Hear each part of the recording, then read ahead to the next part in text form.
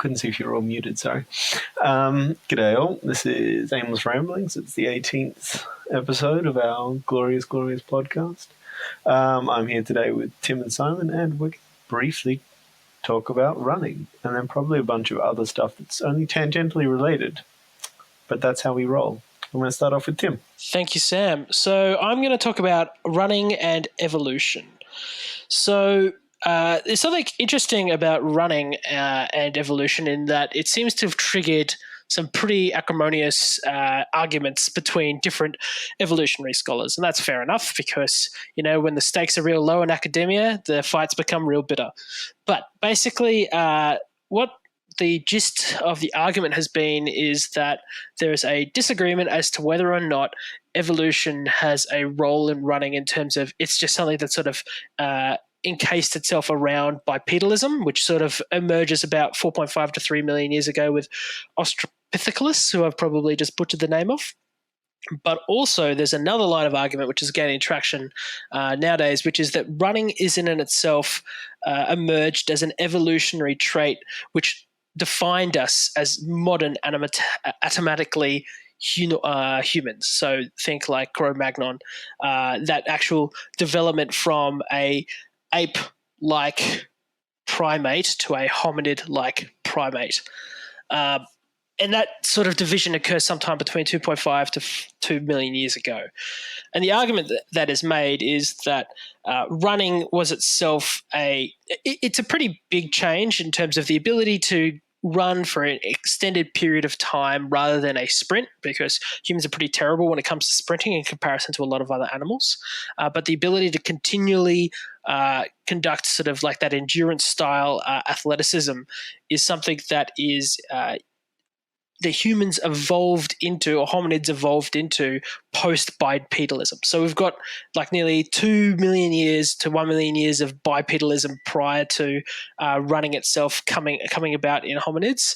And the argument is that this was a evolutionary trait that was an adaptation for hominids from Australopithecines, so like up in the trees, to running around on the plains of the savannah. So and there's a bit of a disagreement as to what was the driver for that. For instance, there is some argument that the running was actually a mechanism by which we were able to more reliably get to the carcass first. So we might not be able to scavenge as quickly as something that can sprint faster than us, but we're more likely to get, because we're moving faster and moving farther, more likely to find carcasses and get to carcasses quicker.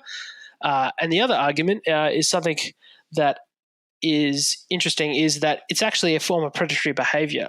So I'm not 100% sure exactly the name, but I know there are still some bush tribes in particularly South Africa, I think the Sand people, who they actually just run for extended periods of time chasing their prey, to the point where their prey doesn't have the same endurance capabilities and so collapses, and then is easy taking. So without having to use like ambush style predatory tactics, or attempt to overmatch the speed of the prey, you just essentially exhaust the prey and then eat it. So a relatively interesting idea.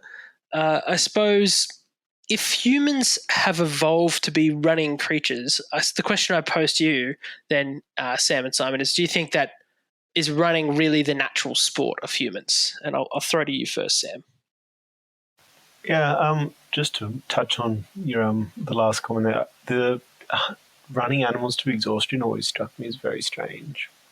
Because, like, we'll just take a horse, for example, right? If a horse runs like full speed, they're going to be going like 85 k's an hour. So, like, how the fuck do you ever catch a horse that's running that speed? And that's, a horse can probably do that for about 2 hours. So the horse will have traveled 160 k's if it wants to. And we're never going to chase down an animal that's 160 k's away from us. So that's just straight off the animal just ganking itself. Or, you got a horse, and if it just jogs, it'll jog doing like a 3-minute K. And, a horse can do that all day because a horse sweat. Like, tons of these pack herd animals have like bred to run. So I'm not totally sold on that because it just doesn't seem to fit the reality of the situation. Thoughts? So, as I mentioned, it actually does occur in Africa now. So, as in, there are still people that use this hunting practice. Generally speaking, it's smaller gazelles and antelope. So, obviously, a horse probably is not going to be the ideal type of prey that you would use this on, but maybe there are certain types of prey which are more suited to sort of that dash to survive style, type of survival. And I think it's kind of something equivalent to. Do you remember that sort of viral YouTube video that went around of the serial killer with a spoon? And essentially, he just kept hitting him with a spoon throughout his entire life, and then eventually collapsed. It. I do agree with you, though. It seems like quite a energy intensive mechanism for attempting to hunt down prey. But maybe once again, evolution's not necessarily the best. It's just the most adequate adaptation. So maybe this was just good enough for us to survive. Simon, you have something to say? I really want to address that sorry, point. I'll go to Sam first. Sorry, I know I'm butting in. That's rude. So, in terms of African tribes people still doing it, there's literally no documented evidence. Someone went and did a documentary about it, and the hunt was unsuccessful because like say an antelope, they'll run 20 k's, 20 miles, no stress. So. I literally just looked up how far an antelope can run comfortably. And so, 20 miles, that's an awful long way for a person to be running just to try and chase down one animal. And that's if the animal stays within sight constantly. If they want to go top speed, it's 100 k's an hour. It just doesn't seem reasonable to me. I doubt it's ever been an actual hunting technique. It could be, marathons, they don't actually serve a practical function, but they're like a status thing. So it could have been, it's like a coming of age thing is you have to chase down an animal. But, if you're traveling 20 miles to try and get an animal, you're going to die yourself. Yep. Anyway, that's my stories. I just think it's nonsense. Sorry. So I have documentation from BBC that in Central Kalahari Desert, they're running down. It's persistence hunting. It's actually a hunting technique. Is running down antelope such as the kudu in the midday heat for up to 5 hours at a distance of 35k, in temperatures as much as 42 degrees Celsius. Hunter chases down the kudu, who runs away out of sight. By tracking it down at a fast running pace, the hunter catches up with it before it has time to rest and cool down in the shade. Animals repeatedly chase down and track down until it's too exhausted to run. Then the hunter kills it with a spear. So. Yeah, and there's also potentially persistence hunting has even been used against the cheetah, which once again very fast but doesn't have the capacity to run for extended periods in time. In 2013, November, 4 Somali Kenyan herdsmen from northeast Kenya successfully used persistence hunting in the heat of the day to capture cheetahs who had been killing their goats. So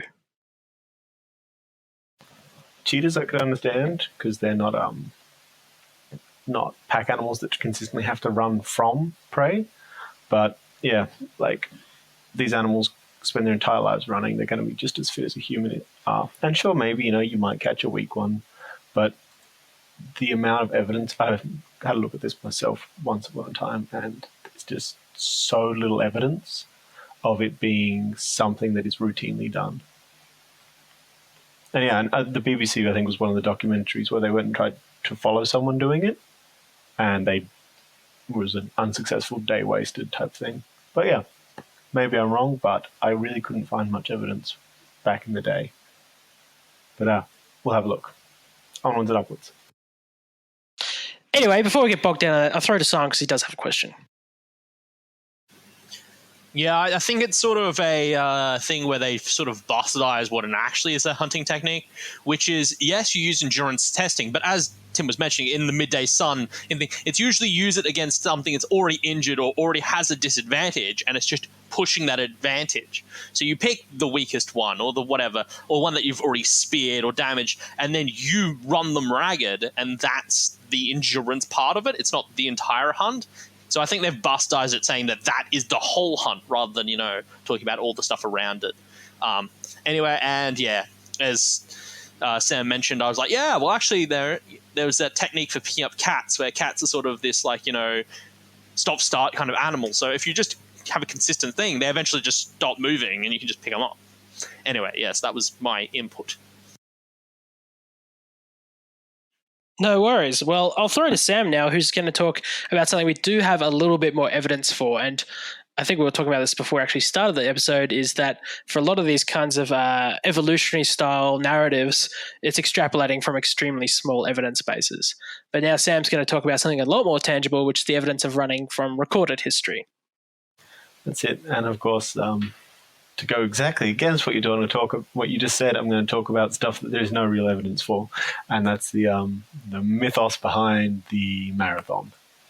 You know, is this old mate running from Marathon to Athens, and then going, "Oh fuck, I should have trained and killing over dead," which surprises me, considering if you're a messenger, you're actually going to be running your entire life because that's literally your job, and it's only come on, I mean, I'd die if I tried, but I'm a fat white man. So I think 40 Ks from Marathon to Athens, and I think who was it, Herodotus or someone said that maybe it was from Sparta to Athens. Tim, you should know this one, you're a nerd. So yeah, Herodotus was the historian for the Persian Wars, as opposed to Thucydides for the Peloponnesian Wars. So it would have been Herodotus that wrote about this. So Herodotus from Sparta to Athens, or from Marathon to Athens? He would have recounted it as from Marathon to Athens, because so what was happening at the time, Marathon, Battle of the Persians, as they had tried to come in near Athens, but the Athenians had sort of marshaled there. So the ship then moved around to Marathon, where they were going to land. However, the Athenians force marched, met them there, fought them, and then after winning, old mate ran back to Athens, which was the 40 distance. The Spartans themselves were also moving to help the Athenians, but they arrived a day late, so they just, good work, Athens, you killed the Persians. Yeah, which never makes sense with him dying, especially because the Athenians marched back to Athens that day, the rest of the army. So, an entire army with all their gear can do it in a day. I don't think it'll kill a runner. Where is it? Who thought he was from Athens to Sparta? Herodotus, the main source, mentions Philippides, who ran from Athens to Sparta and then ran back. So that could be the dude that carked over and died. But anyway, 40 Ks. That's the origin. It's the one we're going with. The actual distance itself is like a lap around. Like the modern distance is a lap around. Where is it, from the palace across the Tower Bridge and back in London? Just one of the early Olympics set that up, but that's where our current marathon distance comes in. And the reason I'm rambling about this is that's kind of like the kickstart for running as a hobby almost. So like in early history, there's evidence of people like running in fertility festivals, which is kind of what the Olympics could have started out as, showing off to the ladies, look how muscly and virile I am, look how far I can run, have my children. Yeah, it'll work on me. But anyway, so you get the early Olympics starting off. It's slowly just this little burning thing, but then eventually, I think it really kind of kicked off in the 70s with lady Catherine Switzer, which is the first female to run in the Boston Marathon. And from then, it like really took off. So you've got things like park run, which are your small 5K runs and that kind of stuff. So running as like a pastime has really only taken off in the last 50 odd years. And the changes in like the science behind it as well has been quite interesting in the last 50 years. You've gone from, the way you learn to run is by running to, okay, well, if you want to be a good runner, don't even start running really. Go do these weight exercises. And then once you've got, the proper skeletal muscle set up, then you can start to learn how to run. All sorts of stuff. But it's interesting that to tie back to what you said, we have a lot of physiological advantages compared to other animals for running. and yet it did not seem to be a recreational activity until very recently. Any thoughts? Yeah. So actually, I was going to tie back exactly what you've just said then, which is if we are evolved to have run, which I mean is the whole premise behind, the persistence running theory or persistence hunting theory, and also is sort of like the background to a lot of books like Born to Run and that kind of stuff, which have been quite popular recently. You would think that we would just be good at running to begin with, but persistence running is actually quite bad for you physiologically in terms of your joints and wear and tear and impact. So I suppose there is definitely a question to be made as to whether or not, when we're talking about endurance hunting, because I mean the example used from Central Kalahari Desert, like over 35 Ks. That's almost a marathon, just to hunt down one animal. So, and that's like nearly another entire day plus of worth of calories expended to achieve that. So, yeah, it is something interesting to ask. Maybe I know I'll throw to Simon because I've kind of run out of steam on this one. Yeah, I think it's that good old thing that we need to, be naturally perfect at everything, Humans, the bard of society, master of some, master of none. Yeah, I think the running kind of concept sort of comes from this need to prove oneself, and it's much easier to prove oneself when you've got a number in mind, as Tim might think. Once you've got a number in mind, it sort of helps, and running is probably the simplest way. You go, okay, I've ran X distance. So I think this whole entire thing that we're born to run is just coming from us, needing some form of benchmark. And, the easiest thing to measure is distance opposed to, because, you can say you've run X amount. It's much harder to say I've lost X amount because that takes time and effort. But anyway, Tim, you got something to say? I was just going to ask Simon, do you think in that case that's why we keep seeing a continuing trend of longer and longer ultra marathons? And I can't remember, there's that crazy one where they're running around the woods in the US, and it's like literally hundreds of kilometers over like a 72-hour period almost. Like, do you think that it's just the constant need to push the envelope, to push the edge, in the same sort of way that people felt like they had to climb higher and higher and more dangerous mountains to prove themselves, to push the envelope? That's the same thing with running. We're just trying to find a bigger number.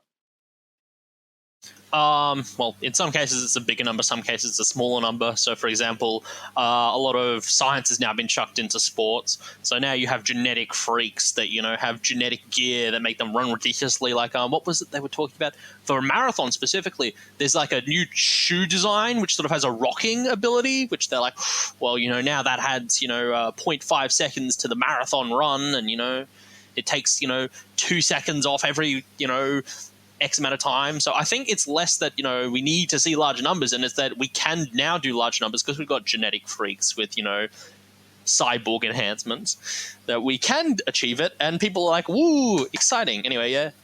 Sam? Yeah, like the impact that those shoes have had on the running community.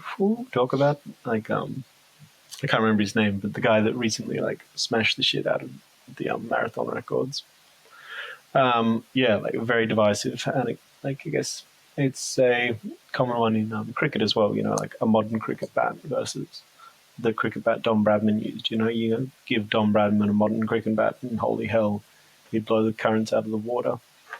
And before I jump to you, Tim, like tie into what you're saying, there's a guy I was reading about who did, I think, 350 miles, which is like around 550 Ks in 80 hours straight. So like he didn't stop to sleep, anything like that. He just ran for more than 500 kilometers over an 80-hour period. It's just insane. Tim? Oh, I was just going to ask Sam, so do you think that when it comes to these kind of debates about gear and drug use and that kind of stuff, when it comes to the sport, it's more than just the pursuit maybe of numbers? Then it's also the pursuit of this sort of romanticized, idealized concept of running, like this pursuit of authenticity. And maybe, one of the things that caught the imagination early on was trying to link a particular sport, in this case running, to that, well, what was then still very much a society in the grips of classical teaching, where the Greco-Roman world was held up as an ideal. Yeah, I definitely reckon you're touching onto something there. And there are a lot of purists when it comes to running. And hey, I argue with that. Say with most sports, I think you should probably have the least technological advantage possible, because that levels a playing field, and money is less involved. Training regimes, that's fine in my opinion, because it's still the people. But yeah, where does the line go between you actually, and like this is in no way, shape, or form saying the guy who's running with those shoes, I can't remember his name, he's not a good runner. Like he's probably the greatest runner alive at the moment in terms of long distance, but he wouldn't be able to perform the way he's performing without those shoes. So is it actually his performance, or is it the shoes? So I think that's part of it. At what point am I not running it and I'm actually sitting on a motorcycle, touching my feet on the ground every few seconds? But yeah, I think running has definitely, Tim, like you were saying, captured the imagination of the early running. Actually, probably less so now. I'm going to completely pivot and change my opinion right in the middle. I think in the 1970s, when you had that outbreak of community running, I think it was the deviation from that, whereas historically it was, the pure activity as such. Whereas it's the 1970s and people just go, wait a second, actually, this feels fun and nice. And I think that ties in with you, Simon. Yay! It's my time! I get to discuss stuff. So, keeping with the trend, I'm going to work with something that has zero factual basis. And I'm not saying that because, it's psychology, and as such, everything that psychology writes is not based in physical basis, because it's all built off this thing called emotional intelligence, which, as with all intelligence tests, is something we just cooked up and pretend that's actually a thing. It really isn't half the time. Anyway, the long and the short of it, because I don't want you to have to listen to me rattle off all the different parts of this thing, is they say that people that have a higher emotional intelligence are more likely to get that pleasant high from running and less likely to get the pleasant low compared to people who have a low emotional intelligence. So it's pretty much just a talk piece about how, emotional intelligence is the be-all and end-all, and that, runners that are really, emotionally intelligent are more happy when they run. So yeah, it's from what they're saying is this one is specifically using like the high endurance runners, so ultra endurance, the ones that run ridiculous distances, so the ones that are like quite literally ripping their bodies to pieces to, achieve ridiculous lengths of feats of running. It's been shown to the high extreme that this is sort of a thing. I don't know if it's actually going to be with, your park runners or, your fun run marathons, whether this is really going to be negligible, whether it's negligible or whether you will notice there's a significant difference. But yeah, I think definitely people that sort of get that, drug-like high from running are more likely to, pursue it to the nth degree. I don't know if that's a purist thing. I definitely feel like there's a fine line you can draw between those who do it for the pure running high versus those that do it just to achieve the particular number that I discussed before. And, to keep the theme, I'm also going to change my argument midway through. So, yeah, I'm not sure if what I discussed before about, how the numbers are the only thing. Some people do it for, the drug-like high of running. But, yeah. What are you guys' thoughts on that? Do you think, people do it because they're drug addicts, or do you think they do it because, they want to reach a magic number? Sam? So, being married to a runner, she is definitely an addict. So, like, straight off the bat, yeah. She's grumpy shit if she doesn't get a run in. Please don't hurt me. No, she ran for a run today. I'll be fine. But I think the numbers also does matter, especially when she's in a training regime. So I think, when you're working for an end goal, seeing progress is important. But if you're just, just a runner for the fun of it, I imagine it's just that straight up chemical addiction. But yeah, Tim, did you have something? Yeah, well, I'm wondering as well, maybe we could extrapolate this on another episode talking about sports and the concept of sports more broadly. But I think there's like two sides of it. So I think that there is that inherent human ambition, maybe driven out of boredom, as we've talked about in previous episodes, like that we need to achieve something. And so one of the great things about modern sports is that you have been able to like almost scientifically quantify everything you do while you run, while you swim, while you row, while you're biking. And that constant chase of a new number is kind of like quantized self-improvement, I think it's called. It's one of the sort of self-help new things, like the fully quantized self. Like, you know, you need to make sure that you're sleeping the right amount. You're meant to be knowing that how much you're eating in terms of calories and macros. And so maybe that's that side of it. But I definitely think that, and I'm sure Simon would have something more to say about this in terms of self-help and mental health. But although there's the runner's high, which is definitely, I'd say, like the very far end of this, where you're actually getting like, you know, almost like a euphoric output from your efforts.